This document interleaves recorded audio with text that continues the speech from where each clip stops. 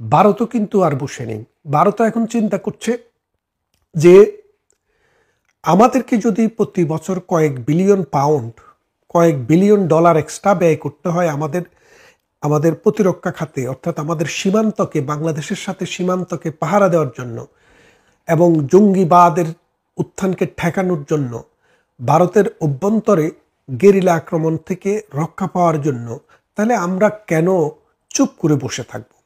তখন ভারত সাম্প্রতিক দুদিন আগে, আপনারা অনেকে দেখে থাকবেন পত্রিকান্তরে, আমরা দেখেছি যে ভারতের সমস্ত রাজনৈতিক দল ঐক্যবদ্ধভাবে সিদ্ধান্ত নিয়েছে যে বাংলাদেশে যদি কোনো নির্বাচন হয় সেই নির্বাচনটিতে আওয়ামী লীগবিহীন হবে না।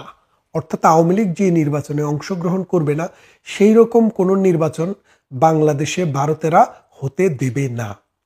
এখন আপনারা বলতে পারেন বাংলাদেশ কি করবে না না করবে, এতে ভারতের মাথা কামানোর লাভ কি?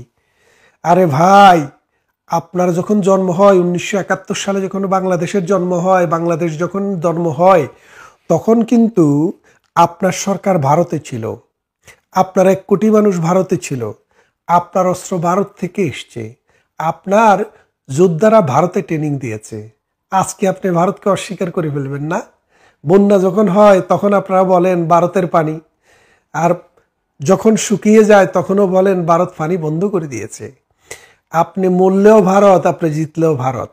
ভারতকে অস্বীকার করার ক্ষমতা সামাজিকভাবে, অর্থনৈতিকভাবে এবং ভৌগোলিকভাবে, সামরিকভাবে কোনোভাবেই বাংলাদেশের নেই এবং থাকার কথাও না। কারণ পৃথিবীর কোনো বড় রাষ্ট্র যদি কোনো একটা রাষ্ট্রকে ঘিরে রাখে, ছোট রাষ্ট্রকে, অর্থনৈতিক বুনিয়াদ যাদের দুর্বল, যাদের দেশে রাজনৈতিক হানাহানি আছে, যাদের দেশে কট্টর মৌলবাদী শক্তি, ধর্মান্ধ এবং জঙ্গিবাদী শক্তি মাথাচিয়া ছাড়া দিয়ে ওঠে, সেই রকম কোনো রাষ্ট্র প্রতিবেশী এরকম বড় শক্তিধর কোনো রাষ্ট্রের সাথে টেক্কা দিয়ে কখনো পারেনি, পারবে না এবং পারার কথাও না। তাই আপনারা যারা বলেন যে ভারত কেন মাথা কামাবে, ভাই পাকিস্তান কেন মাথা কামাবে? পাকিস্তানের রাষ্ট্রদূতরা কেন বাংলাদেশের রাজনীতিবিদদের সাথে, এই জামাত, এই এনসিপিদের সাথে বসে বসে সলা পরামর্শ করবে? পাকিস্তান থেকে কেন 10 টাকা অস্ত্র আসবে? পাকিস্তান কেন টাকা দিয়ে এই দেশে মৌলবাদী কর্মকাণ্ড চালাবে? সেটা তো আপনি বলেন না। না, কারণ পাকিস্তান যাদের আব্বা আপনাদের, তারা আপনারা বলতে পারেন ভারত আমাদের বড় ভাই। এই জন্য বড় ভাই, দেশ বড়, জাতি বড়, অর্থনীতি বড়। এবং আমাদের যখন 71 সালে স্বাধীন ছিলাম না, দুরবস্থায় ছিলাম, 1 কোটি মানুষকে আশ্রয় দিয়েছে, মুক্তিযোদ্ধাদেরকে রেশন দিয়েছে, মুক্তিযোদ্ধাদেরকে খাইয়েছে, পরিয়েছে, মুক্তিযোদ্ধাদের ট্রেনিং দিয়ে, নিজের সেনাবাহিনী সহ দিয়ে, অস্ত্র দিয়ে এই দেশকে স্বাধীন করে দিয়েছে। সুতরাং পৃথিবীর অন্য কোনো দেশের বাংলাদেশ সম্পর্কে কোনো কিছু বলার না থাকলেও ভারতের বলার থাকবে ততদিন যতদিন বাংলাদেশ নামক একটি দেশ থাকবে। সুতরাং এখন ভারত যে সিদ্ধান্তটি নিয়েছে, সেই সিদ্ধান্তটি হলো যে প্রধানমন্ত্রী শেখ হাসিনা বিহীন, অর্থাৎ আওয়ামী লীগ বিহীন কোনো নির্বাচন বাংলাদেশের মাটিতে হতে দেওয়া হবে না। এই তার যে অবস্থান, এটি কিন্তু মোদী সরকারের অবস্থান না, ভারতের সর্বদলীয় যে বিরোধী দল সহ রাজনৈতিক যতগুলো দল আছে সবাই মিলে এই সিদ্ধান্তটি নিয়েছে। এবং এই সিদ্ধান্তটি বাস্তবায়িত কিভাবে হবে? ডক্টর ইউনূসের দিন পুরিয়ে এসছে, কখন পুরিয়ে যাবে আমরা জানি না। তবে নির্বাচন পর্যন্ত ডক্টর ইউনূস মসনদে বসে থাকতে পারবেন না, কারণ মসনদে বসে থাকার জন্য তার যে শক্তি সামর্থ্য দরকার। আপনি দেখেন দুদিন আগে এই বিএনপির নেতা জনাব তারেক রহমান বলেছেন যে এই সরকার নির্বাচন পরিচালনা করতে পারবে বলে আমাদের মনে হচ্ছে না। এই কথাটি বলার সাথে একটা কানেকশন আছে, একটা যোগসূত্র আছে। তিনিও এখন দিল্লির সাথে আলাপ আলোচনায় আছেন, তিনার সাথেও দিল্লির কিছু যোগাযোগ আছে।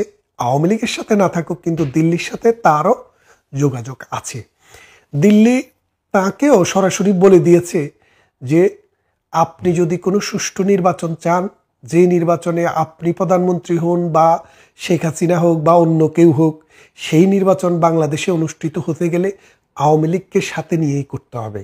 তা না হলে ভারত সেটি অ্যাকসেপ্ট করবে না এবং সেই নির্বাচনের ফলশ্রুতিতে কেউ ক্ষমতায় বসে দীর্ঘদিন ক্ষমতা দায়িত্ব পালন করবে, সেই অবস্থাও বাংলাদেশে থাকবে না।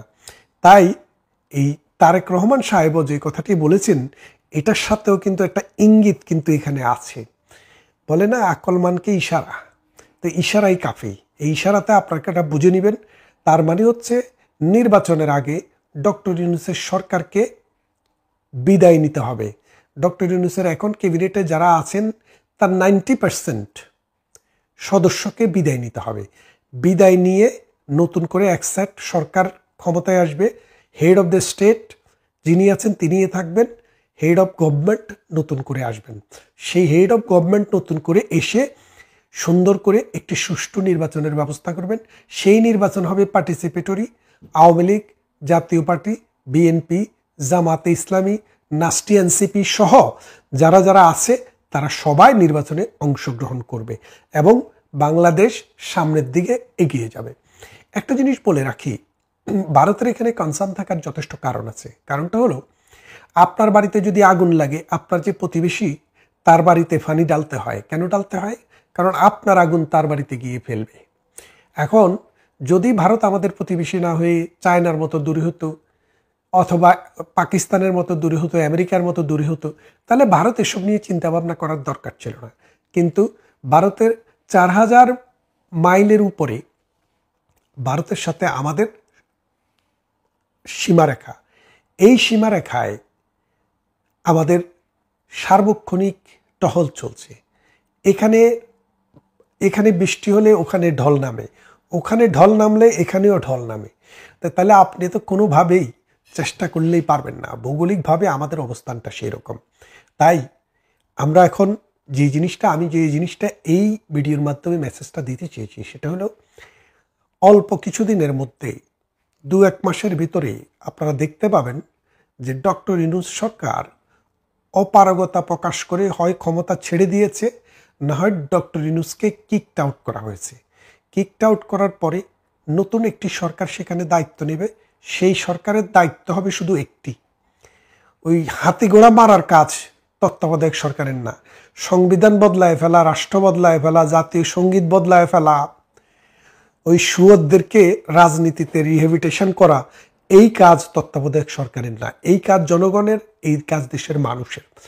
তো ডক্টর ইউনূসের মতো এইরকম তত্ত্বাবধায়ক সরকার যিনি আসবেন, তিনি এসে 3 মাসের মাথায় একটি নির্বাচনের ব্যবস্থা করবেন। সেই নির্বাচনটি হবে অবাধ, সুষ্ঠু এবং গ্রহণযোগ্য, সকল দলের অংশগ্রহণমূলক।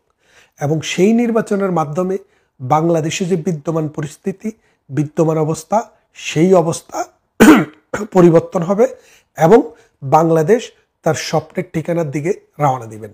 এখন আপনারা অনেকে হয়তো ভাবতে পারেন, ডক্টর ইউনূসের সাথে জামাতের এত বিশাল জনগোষ্ঠী আছে, তাহলে ডক্টর ইউনূস কিভাবে ক্ষমতার থেকে চলে যাবেন? দেখেন, আওয়ামী লীগের মানুষ কিন্তু বাংলাদেশে কম না, এখনো কম নয়। আপনি যখন আওয়ামী লীগ পরাজয় হয় তখন কিন্তু পুলিশ আওয়ামী লীগের সাথে ছিল, আর্মি ছিল, বিজিবি ছিল, আনসার ছিল, 300 জন এমপি ছিল, পার্লামেন্টে ক্যাবিনেট ছিল। কে না ছিল বলেন? সমগ্র প্রশাসন, অ্যাডমিনিস্ট্রেশন ছিল। কিন্তু খুব বেশি সময় লাগেনি, আওয়ামী লীগকে পরাজিত হতে হয়েছে। তো পরাজয় যখন আসে, পরাজয়ের নকশা যখন তৈরি হয়ে যায়, তখন কেউ এটাকে ঠেকাতে পারে না। ডক্টর ইউনূস গত 1 বছরে তার কর্মকাণ্ড দিয়ে, তার কথাবার্তা দিয়ে, তার ডাস্টবিন শফিকের আচরণ দিয়ে, তিনি যে রাজনৈতিক দল করেছেন গোপনে গোপনে, এনসিপি, তাদের কর্মকাণ্ড দিয়ে, তাদের অ্যারোগেন্সি দিয়ে, এবং সমাজে হত্যা, দর্শন, লুণ্ঠন, অরাজকতা, মানুষের ঘরবাড়ি দখল, বুলডেজার কর্মসূচি, এইসবের কারণে বাংলাদেশের মানুষের কাছে এখন তারা হিরো না, তারা এখন জিরো। এই জিরোদেরকে নিয়ে আর যাই হোক ডক্টর ইউনূস আর চলতে পারবেন না। এই ডক্টর ইউনূসের রথ বন্ধ হয়ে যাওয়ার মূল কারণটাই হচ্ছে এদের অন্যায়, অত্যাচার, নির্যাতন। আপনি দেখেন, বিএনপি গত 17 বছর থেকে 18 বছর থেকে ক্ষমতায় নেই। বিএনপির রাষ্ট্র পরিচালনা এখন করছে না। ধরলাম বিএনপির লোকেরা সন্ত্রাস করছে, চাঁদাবাজ করছে, কিন্তু বিএনপির লোক যদি সন্ত্রাস করে, চাঁদাবাজি করে, যদি দখলবাজি করে, টেন্ডারবাজি করে, তাদেরকে ধরার দায়িত্ব কার? ডক্টর ইউনূসের সরকার। কিন্তু তিনি আওয়ামী লীগকে ডেভেল হ্যান্ড বলে ঠিকই ধরে ফেলেন, নিরীহ লোক। যার সাথে কোনো রাজনীতির সম্পর্ক নাই, কিন্তু ইনি আওয়ামী লীগকে ভোট দেন, সেই জন্য তার উপরে নির্যাতন। গোপালগঞ্জে জলস্থলে অন্তরিক্ষে সব বাহিনী দিয়ে নিরীহ মানুষের উপরে গুলি চলে। কিন্তু যখন এই বিএনপির নামে, অমুকের নামে, তমুকের নামে যখন চাঁদাবাজি হয়, সরকার তখন নীরব, সরকার তখন নিস্তব্ধ। তার কারণ কি? তাহলে সেটাকে খুঁজে দেখতে হবে। এর ফলে যেটা হয়েছে, বিএনপিকে পচানোর একটা চেষ্টা করেছে ডক্টর ইউনূস, কারণ তাদেরকে সুযোগ করে দিয়েছে, ইন্ধন দিয়েছে, মানে মানুষকে বর্ষি আধার দেয় না, ওই আধার দিয়েছে যে আসো বর্ষিতে ধরা পড়ো, তারপর তোমাদেরকে জনগণের কাছে কতল করব। সেই আশা নিয়ে তার যে বরপুত্ররা, যে এনসিপি, এই বদমাইশ, এই বাটপার, এই সিটিংবাজ, এরা সমাজটাকে একদম বিশৃঙ্খল একটা অবস্থায় নিয়ে গেছে। এনআরকি করতে করতে এমন একটা জায়গায় গেছে, মনে হয় যেন বাংলাদেশ এখনো স্বাধীনই হয়নি। এমন অবস্থা, নারীরা ঘর থেকে বেরোতে পারে না সন্ধ্যার পর, কেউ স্বর্ণের চেইন পড়তে পারে না, ইমিটেশন পরে বিয়ের অনুষ্ঠানে যেতে হয়। আজকাল মানুষ দামি মোবাইল থাকলে নির্জনে হাঁটে না, কথা বলে না, কারণ কোনো নিরাপত্তা নেই। একটা দেশ এমন একটা অবস্থায় চলে গেছে যে আমরা চলে যেতে চেয়েছিলাম সিঙ্গাপুরে, আমাদেরকে পাঠিয়ে দিয়েছে সোমালিয়ায়। অর্থাৎ শেখ হাসিনা মালয়েশিয়ার দিকে, সিঙ্গাপুরের দিকে মুখ করে দেশটাকে আস্তে আস্তে উন্নতির দিকে নিচ্ছিলেন, আর ডক্টর ইউনূস এসে কী করলেন, সেটাকে সোমালিয়ার দিকে পাঠিয়ে দিলেন। এখন জলদস্যুতা করবে সোমালিয়াতে, সোমালিয়ার মতো বঙ্গোপসাগরের অবারিত প্রান্তরে। তো এই এনসিপি একটাও এই দেশে, এই বাংলাদেশে রাজনীতি তো করতে করতে পারবেই না, যান নিয়েও বাঁচতে পারবে না। কারণ মানুষের যে ক্ষোভ, মানুষের যে রাগ, মানুষের যে জিজ্ঞাসা, মানুষের বাংলাদেশের আজকে 53 বছরে বাংলাদেশের মানুষ স্বাধীন একটা রাষ্ট্রের প্রতি যে শ্রদ্ধা, মানুষের যে স্বাধীনতা, মানুষের যে মুক্তিযুদ্ধের স্পিরিট, স্পৃহা, সেটাকে যেভাবে তারা ধ্বংস করেছে, অপমানিত করেছে, ভুলুণ্ঠিত করেছে, এর বিচার এই বাংলার জমিনে হবেই হবে। এটা কোনো আদালতে হওয়া লাগবে না, এটা জনতার আদালতে হবে। কিন্তু আমি ব্যক্তিগতভাবে জনতার আদালত নই, আমি মনে করি রুল অফ ল এর ভিত্তিতেই তাদের বিচার হবে। আওয়ামী লীগের নেতাকর্মীদের প্রতি এখন থেকেই আমার অনুরোধ থাকবে, আপনারা এইসব সন্ত্রাস, চাঁদাবাজ, গুন্ডা, মাস্তান এবং 32 নম্বর ভাঙ্গা আওয়ামী লীগের নেতাকর্মীদের হত্যা করা মানুষদেরকে গায়ে হাত দেবেন না। কারণ আমরা যে নেত্রী, আমাদের নেত্রী দেখেন, বঙ্গবন্ধুকে যারা হত্যা করেছে আওয়ামী লীগ ক্ষমতায় আসার পর, আমরা একটা একটা করে রাস্তায় এনে জবাই করতে পারতাম, কিন্তু আমরা কিছুই করিনি। কেন করিনি? কারণ আমাদের নেতার নির্দেশ ছিল, নেত্রীর নির্দেশ ছিল যে বিচার হবে আইনের ভিত্তিতে, আইন সেটা নির্ধারণ করবে, কেউ আইন হাতে তুলে নেবেন না। বাংলাদেশের কোনো আওয়ামী লীগ নেতাকর্মী তাদেরকে নির্যাতন, অত্যাচার কোনো কিছুই করেনি। তারপর যুদ্ধাপরাধীদের বিচার যখন শুরু হয়, আওয়ামী লীগ যখন দৌর্দণ্ড প্রতাপে ক্ষমতায়, তখন চাইলে গড় থেকে এনে এনে যুদ্ধাপরাধীদেরকে আমরা পাশে দিতে পারতাম, কিন্তু আমরা তা করিনি। কেন করিনি? আমাদের নেত্রী বলেছেন যে আসো আইনের ভিত্তিতে, আইনের মাধ্যমে সেটা হবে, মানুষকে আইন হাতে তুলে নেবে না। আমরা সেটা করেছি। ভবিষ্যতেও আওয়ামী লীগের নেতাকর্মীদেরকে বলবো, এখন দুর্দিন, সুদিন আসতে দেরি লাগবে না, যে কোনো সময় সুদিন আসতে পারে। সুদিন আসলেই এই হায়নার মতো এই এনসিপিরা যেভাবে মানুষের ঘরবাড়ি লুণ্ঠন করেছে, অগ্নিসংযোগ করেছে, মানুষকে হত্যা করেছে, নারীকে ধর্ষণ করেছে, গোপালগঞ্জে গিয়ে যে তাফাল্লিং করেছে, এই রকম কিছু আপনারা করবেন না। কারণ আপনারা প্রমাণ করেন আওয়ামী লীগ সভ্য মানুষের একটা রাজনৈতিক দল।